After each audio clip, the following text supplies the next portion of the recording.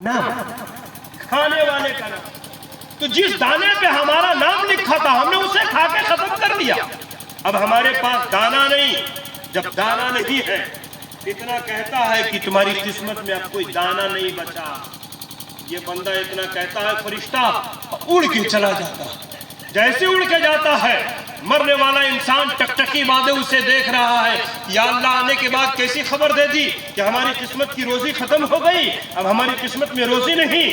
बंदा को यकीन हो गया कि जब रोजी हमारी किस्मत में नहीं तो खाएंगे नहीं तो जिएंगे कैसे। अब मौत हमारी यकीन हो गई है। यही देख ही रहा था जाते हुए फरिश्ते को कि अचानक से देखता है कि ये फरिश्ता गया, दूसरा फरिश्ता उधर से उतरता चला आ रहा है। जैसे वो फरिश्ता करीब आया और आने के बाद कहता है, सुनो, मैं अल्लाह की तरफ से भेजा गया हूँ, मैं तुम्हारे पास ये खबर लेके आया हूँ कि इस पूरी दुनिया के अंदर में अल्लाह ताला ने समंदरों में जो पानी को पैदा किया है और तेरी किस्मत में जो पानी लिख के रखा था, तूने अपनी जिंदगी में सारे पानी को पी के खत्म कर लिया है।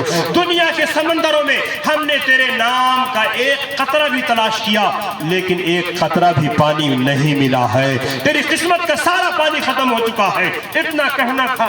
कहने के बाद ये बंदा जैसी प्रवास करता है कि अब इस बंदे को फिक्र लाहिक होती है, मौत यकीनी होती है, जिस्म से पसीने छूटने शुरू हो जाते हैं।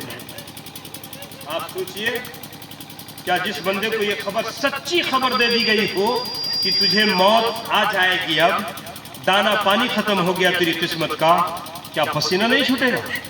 अरे एक डॉक्टर जिसके बारे में जिसको ये मालूम नहीं कि बंदे का इंतकाल कब होगा, डॉक्टर को मालूम है क्या? नहीं, लेकिन हाँ उनको कुछ अंदाजा होता है कि ये बीमारी है तो ऐसी बीमारी में बंदा बचता नहीं, इसलिए कह देते हैं कि अब ये बचने वाले नहीं है। एक अंदाजे के मुताबिक जो उनका सही आंकड़ा अपने हिसाब से होता है वो बयान करते हैं, बताते हैं। लेकिन मौत कब आएगी, कहां आएगी, या अल्लाह रसूल के सिवा दुनिया में कोई और नहीं जानता। तो यकीनन अगर कोई हट्ठा कट्ठा इंसान हो और उस इंसान को कह दे कोई डॉक्टर कि तेरी मौत एक हफ्ते के अंदर हो जाएगी, तो क्या वो इंसान का दाना पानी छूट जाएगा कि नहीं छूट जाएगा? जो हट्टा कट्टा होगा एक हफ्ते में सूख के लकड़ी हो जाएगा कि नहीं हो जाएगा? यकीनन हो जाएगा। इसलिए कि मौत इतनी अजीब चीज है, तकलीफ दे चीज है कि मौत का नाम सुन के इंसान को पसीना आता है।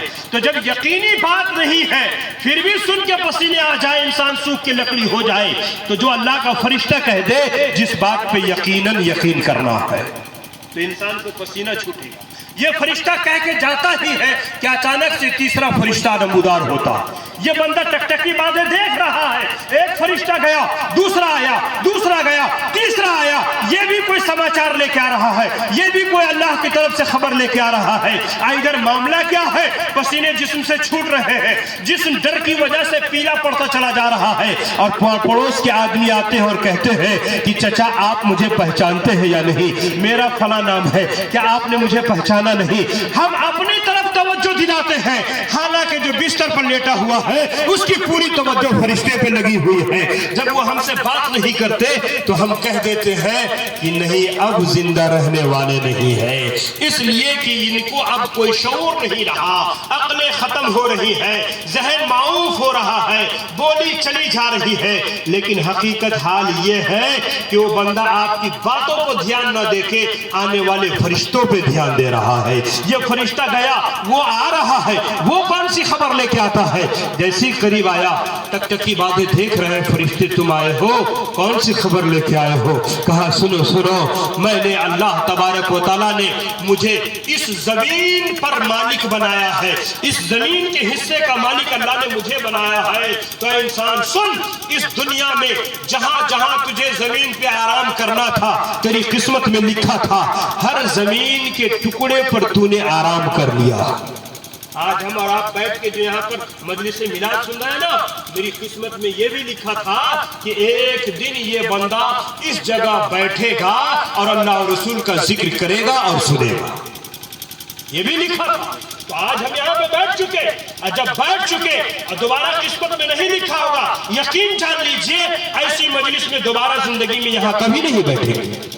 اگر قسمت میں نہ ہوگا تب، اگر قسمت میں دوبارہ ہوگا کہ اسی جگہ پر میرے فلاں فلاں بندے پھر بیٹھیں گے اور میرے نام کا ذکر کریں گے، تو یقین جان لیجئے اس دن اللہ ہمیں اور آپ کو پھر توفیق عطا کرے گا، پھر ہم بیٹھیں گے، پھر اپنے رب کا ذکر کریں گے۔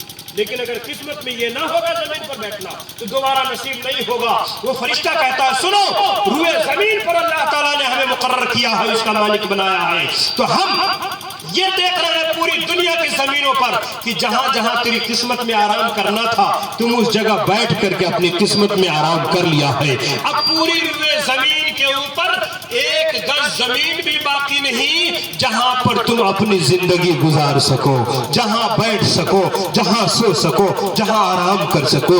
اللہ اکبر۔ وہ فرشتہ جب اتنا کہتا ہے، کہنے کے بعد جیسے ہی جاتا ہے، اب اس بندے کو یقین ہو گیا جو بستر پر لیٹا ہے کہ ہم جس جگہ لیٹے ہوئے ہیں اب یہ بھی جگہ ہم سے چھننے والی ہے، اس جگہ بھی اب ہم کو آرام کرنے کا موقع نہیں ملے گا۔ اب یقین میں پختگی اور آگے بڑھ جاتی ہے۔ یہ بندہ دیکھتا ہی ہے، دیکھتے جا رہا ہے کہ یہ جیسی فرشتہ گیا چوتھا فرشتہ نمودار ہو گیا، اور چوتھا فرشتہ آیا اور آنے کے بعد کہا اے اللہ کا بندہ سن، اللہ تعالیٰ نے مجھے تیرے پاس اس لیے بھیجا ہے تاکہ میں تجھے خوشخبری سناؤں۔ کہا کیسی خوشخبری؟ کہا سنو، اس پوری دنیا میں آسمان سے نیچے زمین کے اوپر اتنی ہوا بہ رہی ہے کہ ہر چرند پرند اس سے سانس لے رہا ہے۔ پوری فضاؤں کے اندر اللہ تعالیٰ نے تیرے نام کی جو سانس لکھا تھا وہ تو نے اس فضا سے سانس لے لیا ہے۔ میں نے تیری قسمت کی سانس تلاش کیا کہ کہیں ایک سانس بھی باقی ہو۔ میں نے پوری ہواؤں میں تیرے نام کی ہوا کو تلاش کیا، سانس کو تلاش کیا، مگر ان ہواؤں میں تیری قسمت کی ایک بھی سانس باقی نہیں ہے۔ جو سانس تمہیں لینا تھا تیری قسمت میں باقی تھی، اب تم اسے لے چکے ہو۔ اللہ اکبر۔ اب بندہ جب اتنا سنتا ہے کہ اس ہواؤں میں، ان فضاؤں میں ہماری سانس باقی نہیں رہی، جتنی سانس لینی تھی اللہ نے میری قسمت میں دیا تھا ہم نے پورا کر لیا ہے، اس بندے کو اب یقین ہو چلا کہ جب سانس ہی باقی نہیں رہے گی تو زندگی کیسے کٹے گی۔ اب موت یقینی ہو چکی ہے۔ اب حال یہ ہے پریشانی کا عالم کہ ہاتھ پاؤں ٹھنڈے پڑنے لگے، ڈر کی وجہ سے، خوف کی وجہ سے دہشت تاری ہے۔ جسم جو پیلا تھا اب خوف اتنا بڑھ گیا کہ کالا پڑنے لگا، ہاتھ کے ناخن کالے ہونے لگے، پاؤں کے ناخن کالے ہونے لگے، ناکیں بندے کی ڈر سے ٹیڑھی ہونے لگی ہے۔ اب وہ بندے کی آنکھ پھٹی کی پھٹی رہ گئی، فرشتہ جا رہا ہے، دیکھ رہا ہے کہ یہ فرشتہ چلا جا رہا ہے، پھٹی آنکھوں سے دیکھ رہا ہے۔ اچانک سے دیکھتا کیا ہے؟ ملک الموت جن کا سر عرش اعظم میں پاؤں تحت الثرى کے اندر ہے، وہ 40,000 بروایت دیگر 70,000 فرشتوں کے ساتھ زمین پہ چلے آ رہے ہیں، ہمارے گھر آ گئے۔ اور آنے کے بعد حضرت ملک الموت ارشاد فرماتے ہیں اے فرشتوں، جو بندہ بستر پر لیٹا ہوا ہے اسے پکڑ کے دبوچ کے دبا کے رکھو، دبا کے رکھو۔ ایک فرشتہ اگر دبا کے رکھے ہم آپ اٹھ پائیں گے؟ کاہے؟ فرشتے کی طاقت بہت زیادہ۔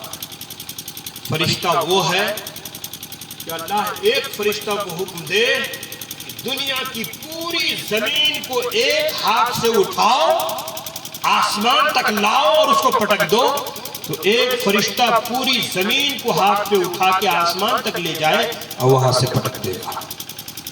فرشتے کی یہ طاقت ہے۔ جب ایک فرشتے کی اتنی طاقت ہے تو اگر ایک ہی فرشتہ اس کو دبا کے رکھے آدمی کو تو ہم لوگ اٹھ پائیں گے؟ نہیں اٹھ پائیں گے۔ 40,000 فرشتے دبا کے رکھے۔ کیوں؟ آقا سے پوچھا گیا یا رسول اللہ اتنے فرشتے ملک الموت علیہ السلام کے ساتھ آئے اور دبا کے رکھا، تو موت کے وقت دبا کے کیوں رکھا؟ صرف روح ہی تو نکالنی ہے، دبا کے کیوں رکھا؟ تو آقا فرماتے ہیں سنو، اگر فرشتے اس بندے کو دبا کے نہ رکھے تو موت اتنی کڑوی ہے، اتنی تلخ چیز ہے کہ جب روح نکلتی ہے تو پورے جسم کی ہڈی چکنا چور ہو جاتی ہے اور ہڈی ہڈی ٹوٹ کے الگ ہو جاتی ہے۔ اتنی تکلیف اور درد محسوس ہوتا ہے کہ اگر فرشتے دبا کے نہ رکھے اور ملک الموت روح نکالے تو درد سے اتنا تیز بندہ اچھلے گا کہ کہاں جا کے گرے گا۔ اس کے گھر والے ساری زندگی تلاش کریں گے مگر اپنے مرحوم کو کبھی نہ پائیں گے۔ اللہ، درد کیا چیز ہے وہ؟ ایک مرغا کو دیکھیے، فوراً ذبح کیا اور ذبح کرنے والے نے فوراً چھوڑ دیا، تو ڈبے میں رکھ دیتا ہے تاکہ اچھل کود کر کے وہیں دم توڑ دے۔ لیکن اسی چیز کو اگر باہر چھوڑ دے تو آپ دیکھتے ہیں کہ ہم سے 2 گنا 3 گنا زیادہ چھوٹا سا جانور بغیر گردن کے، جس کے اندر اب گردن کٹ چکی ہے، وہ تڑپتا ہے اور کود کے اچھل کے بھاگتا ہے جب تک جسم کے اندر جان۔ درد کی وجہ سے صرف درد اسے کدا رہا۔ آقا فرماتے درد اتنا ہے کہ اگر فرشتے دبا کے نہ رکھے، گھر والے زندگی بھر تلاشتے رہے، اپنے مردہ کو کبھی نہیں پائیں گے کہ یہ بندہ ابھی یہاں تھا اور اچھل کے کہاں جا کے گرا۔ تلاشتے رہو، نہیں ملے گا۔ یہ معاملہ ہے موت کا جو ہمارے گھر پہ واقع ہو۔